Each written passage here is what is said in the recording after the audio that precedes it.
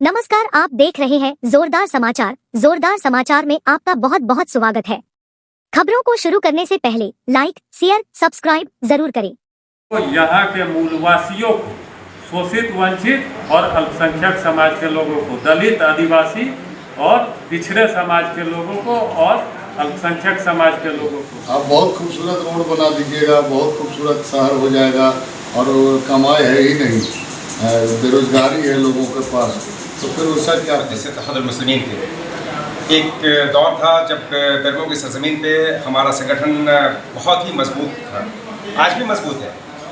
मैं मोहम्मद इश्तियाक, आप देख रहे हैं जोरदार समाचार। अभी हम उपस्थिति है बोकारो जिला बेरमो अनुमंडल अंतर्गत बेरमो प्रखंड के पटेल नगर AIMIM के पुराना प्रदेश कार्य समिति सदस्य मोहम्मद कलाम खान के आवास कार्यालय में मिली जानकारी के अनुसार यहाँ पर पार्टी को लेकर के बैठक रखी गई। इस बैठक पर क्या बातचीत हुई, हमारे सामने भी बात करने के लिए नवनियुक्त झारखंड प्रदेश अध्यक्ष शाकिर आलम साहब, कलाम खान साहब उपस्थिति है। सबसे पहले आपको जोरदार समाचार में बहुत बहुत शुक्रिया। साथ ही साथ आपके तमाम इस चैनल के देखने वालों को हमारी हार्दिक शुभकामनाएं। आज का बैठक का खास मकसद, देखिए, हमारे जो पुराने साथी थे ऑल इंडिया मजलिस से तहद मुस्लिमीन थे, एक दौर था जब बेरमो की सरजमीन पे हमारा संगठन बहुत ही मजबूत था, आज भी मजबूत है। लोगों के दरमियान कम्युनिकेशन गैप की वजह से मायूसी हुई, लेकिन उसी मायूसी को ख़त्म करने के लिए हम लोग आए हैं सारे पुराने साथियों से, जो तन मन धन से इस पार्टी को एक नया आयाम देने में सबसे वाइटल रोल प्ले किया है, मुख्य भूमिकाएं अदा की हैं, सबसे अहम रोल अदा किया है।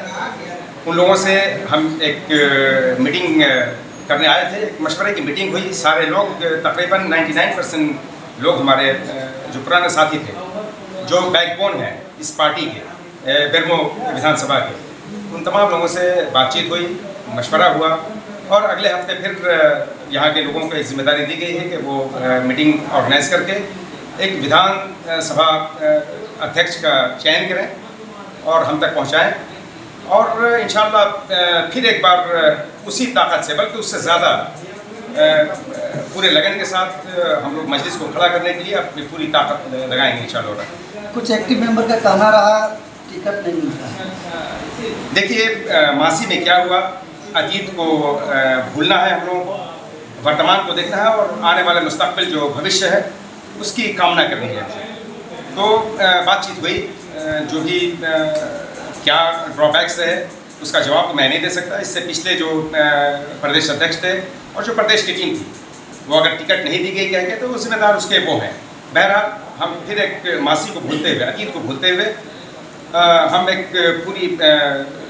पूरे लगन के साथ और पूरी उम्मीद के साथ इंशाअल्लाह रहमा, चूँकि हमारे बैरिस्टर साहब, हमारे जो क़ायद हैं, उनसे बात हुई है। हमारे प्रदेश के जो प्रभारी हैं जनाब माजिद हुसैन साहब, उन्होंने ग्रीन सिग्नल दिया है कि आप जाएं, जिन लोगों को जिस विधानसभा में चुनाव लड़ना है, बूथ कमेटी से, माइक्रो लेवल से वो मजलिस को मजबूत करें, संगठन को मजबूत करें। इंशाअल्लाह हम हर उस सीट पे लड़ेंगे जहां हमारी तैयारी हो, बूथ कमेटी हमारी कंप्लीट होगी। क्या लगता है इस बार यहाँ बेरमो में टिकट देने पर ऐसा 2 काम बता दीजिए जो काम अब तक नहीं किया? बेरमो में काम कुछ भी नहीं हुआ और जो भी काम अभी तक हुआ है उससे आम जनता को कोई लाभ नहीं हुआ, खाली पैसे की बर्बादी हुई। वर्तमान और पूर्व विधायक काफ़ी सालों से यहाँ जीते आ रहे हैं और उन्होंने कहा रोड, सड़क, बिजली, पानी, अन्यथा बेरोजगारी को भी हम लोगों ने दूर की है। कहाँ से थोड़ा सा सड़क वगैरह बना है, नो डाउट, लेकिन वो तो कोई भी विधायक का फंड होता है, वो उस फंड से वो सड़क और पानी का काम हो ही जाता है। इसमें यहाँ का असल है कि पलायन, जो यहाँ के लोग मजदूर जो यहाँ का पलायन कर रहे हैं, यहाँ को उद्योग नहीं लगा है, तो रोज़गार का जरिया नहीं है। और सबसे बड़ी बात यही है, आप बहुत खूबसूरत रोड बना दीजिएगा, बहुत खूबसूरत शहर हो जाएगा और कमाई है ही नहीं, बेरोजगारी है लोगों के पास, तो फिर उसका क्या फ़ायदा? वो चिक पर क्या देखिए सर, लगातार मॉब लिंचिंग बढ़ते चले जा रहे हैं। कि जहाँ तक लॉ एंड ऑर्डर सिचुएशन, इसकी जिम्मेदार यकीनी तौर पे प्रशासनिक व्यवस्था जो है, जो लॉ एंड ऑर्डर सिचुएशन है वो पूरी तरह से कोलैप्स कर चुका है। हर महाज पे, हर मोर्चे पे ये सरकार फेल कर चुकी है। मॉब लिंचिंग, अब जनरल मॉब लिंचिंग की बात नहीं, अब तो एक नया ट्रेंड डेवलप हो गया है कि कस्टोडियल डेथ हो रही है। पुलिस हिरासत में हमारे नौजवानों को मार दिया जा रहा है। पिछले 3 महीनों के अंदर हमारे 5 नौजवानों को मौत के घाट उतार दिया गया, और उन पर अफसोस है इस बात का कि उन पर खुदकुशी का, यूडी का, अननेचुरल डेथ का, अप्राकृतिक मौत का, गैर फितरी मौत का इल्ज़ाम आयद कर दिया गया, खुदकुशी का। जबकि हकीकत यह है कि हम मुसलमान विकट से विकटतम परिस्थिति में, बद से बदतर और बदतरीन हालात में भी मुसलमान कभी खुदकुशी नहीं कर सकता, हालात जैसे भी आ जाए। लेकिन हम पे खुदकुशी का इल्ज़ाम लगाया जा रहा है। और सिर्फ कस्टोडियल डेथ नहीं, बल्कि अभी आप देखें परसों दिन कांके में रहमतुल्लाह अंसारी को जेल के अंदर लिंच कर दिया गया, जेल के अंदर मार डाला गया। तो अजीब डेवलपमेंट, चूँकि शासन और प्रशासन नाम की कोई चीज़ नहीं है। ये हेमंत सरकार जो यूपीए की सरकार है, जिसका हिस्सा यहाँ के कांग्रेसी विधायक भी हैं, जिनकी गंदी मानसिकता कई बार देखने को आई, उनकी जो एंटी मुस्लिम एक्टिविटी है, एंटी दलित एक्टिविटी है, वो कई बार सामने आई। तो ये सारे लोग, सरकार नाम की कोई चीज़ नहीं है। जितने भी विधानसभा में प्रत्याशी आप उतारेंगे अकेले या गठबंधन में? देखिए, हम लोगों की पूरी कोशिश है, बातचीत चल रही है। इंशाल्लाह तीसरा मोर्चा, थर्ड फ्रंट, और बहुत प्रभावी थर्ड फ्रंट इंशाल्लाह बनने वाला है। आपकी पार्टी के अगर विधायक बनते हैं तो प्लान को किस तरह से रोकने? देखिए, ये कोयला आधारित क्षेत्र है और बहुत सी ज़मीन यहाँ खाली पड़ी हुई है।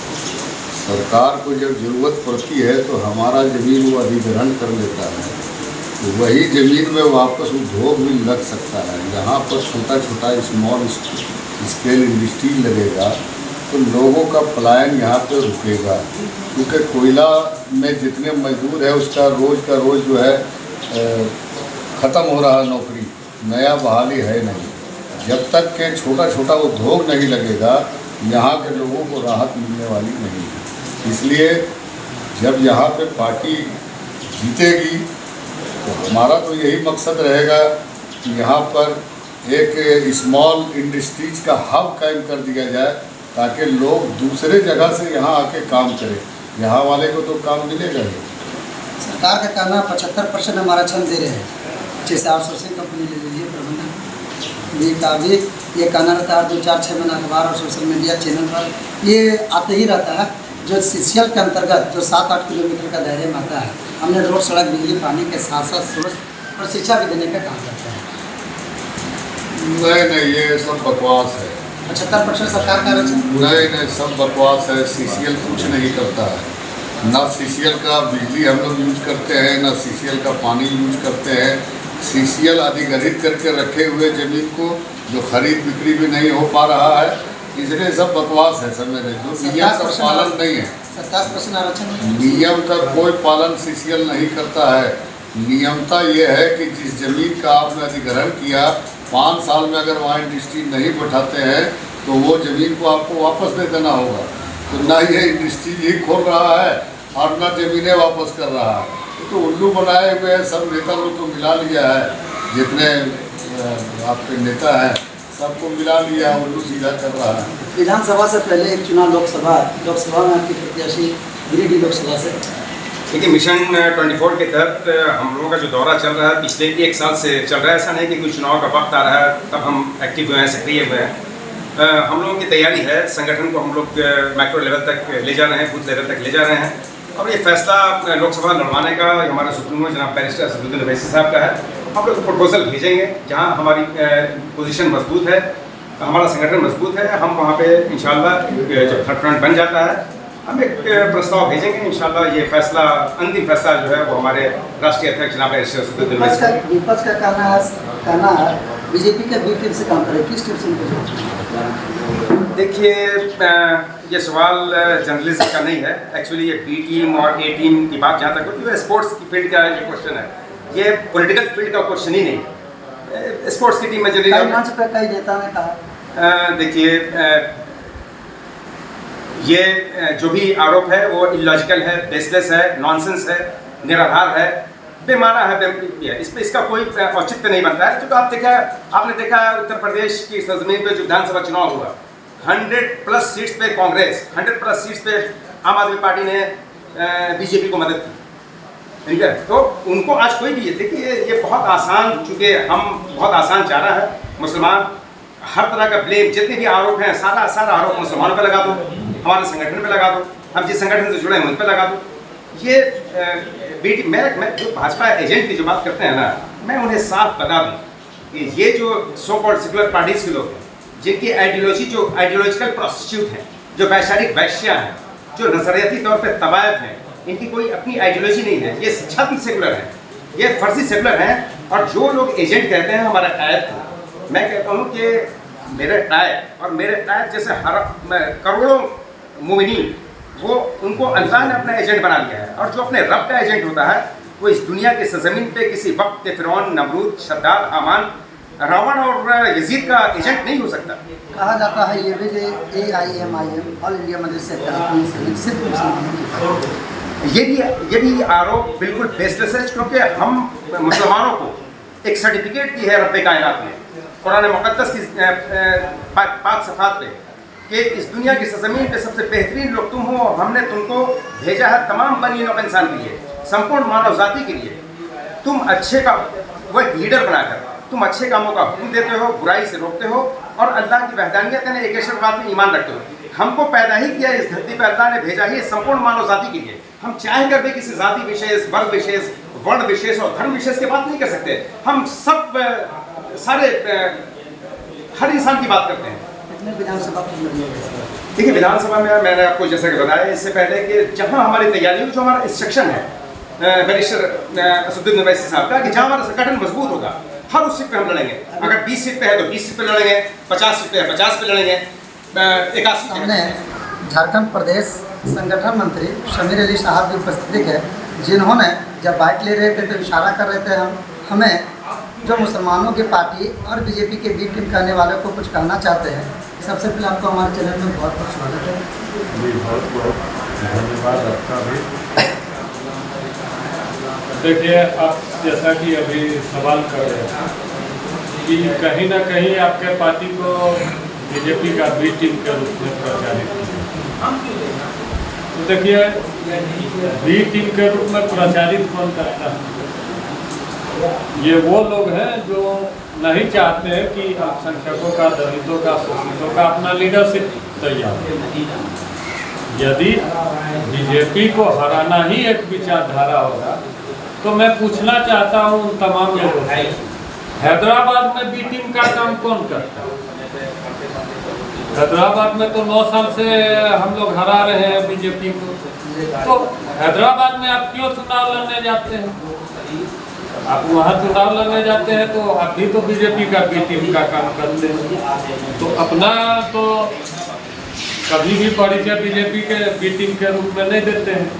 आपने देखा होगा पिछले उपचुनाव में बरकट्टा विधानसभा में ये महागठबंधन के प्रत्याशी खालिद खलील जी 2 से 2,500 वोट लाए, हमारे प्रत्याशी ने वहाँ 19,000 वोट लाए। तो क्या ये लोग आगामी 2024 के चुनाव में वहाँ अपना उम्मीदवार नहीं उतारेंगे? क्योंकि वहाँ पब्लिक ने हमें एक्सेप्ट किया। तो इन लोग यदि उम्मीदवार उतारेंगे और जितना वोट लाएंगे वो तो बीजेपी को फायदा पहुँचाने के लिए बना हुआ है। एक मिनट चर्चा का विषय बना हुआ है। जो पिछले बार आपका प्रत्याशी जो आपने 16 या 19 या जितने भी झारखंड में प्रत्याशी आपने दिए थे उस पर सबसे ज़्यादा वोट डुमरी का प्रत्याशी लाया, कुछ कम या 24,000, लेकिन इस बार 2400 कुछ वोट लाया। इसको आप किस देखिए इस बार निश्चित रूप से जो भी रिजल्ट आया, हम लोग सबसे पहले तो यहाँ की जनता के जनादेश का सम्मान करते हैं और हर चुनाव अलग होती है। 2019 का जो जनरल इलेक्शन था वो अल्पसंख्यकों के बीच एक संदेश लेकर आया था, क्योंकि उस चुनाव में आजसू बीजेपी अलग जेएमएम अलग लड़ रहा था। तो अल्पसंख्यकों के बीच में एक संदेश किया था कि तमाम लोग यदि एक प्लेटफॉर्म पर आकर अपने प्रत्याशी को वोट दें तो डुमरी विधानसभा से वो अपना विधायक चुनकर भेज सकते हैं। लेकिन 24 अभी उपचुनाव उनके बीच ये भ्रम फैलाया गया कि आप लोग एक एक वोट भी यदि दे देंगे तो 36 गुना 72,000 तो एनडीए अलायंस का फिक्स वोट है, उसका कैडर वोट है। आप किसी कीमत पर नहीं जीत सकते। और इसके लिए दूसरे नेता नहीं, हमारे ही जो अल्पसंख्यक नेता है वही डोर टू डोर जाकर वोट मांगने का और वहाँ के मतदाताओं को गुमराह करने का काम किया। और आपने देखा है कि ये चारों सिर्फ गुमराह करने और चुनाव के समय वोट मांगने के लिए मुसलमान बन जाते हैं, मुसलमान के रहनुमा बन जाते हैं। और जब मुसलमानों के ऊपर कोई जुल्म होता है तो 3 तो खैर खामोश हो जाते हैं और एक जो है वो सिर्फ हम बर्दाश्त नहीं करेंगे, हम बर्दाश्त नहीं करेंगे बार बार बयान देते हैं। और उनका बर्दाश्त करते करते अब तो सितम ये हो गया है कि जेल के अंदर में भी मुसलमानों का जान जा रहा है। ये थे नवनियुक्त संगठन मंत्री समीर अली साहब जो हमारे सामने बातचीत कर रहे थे।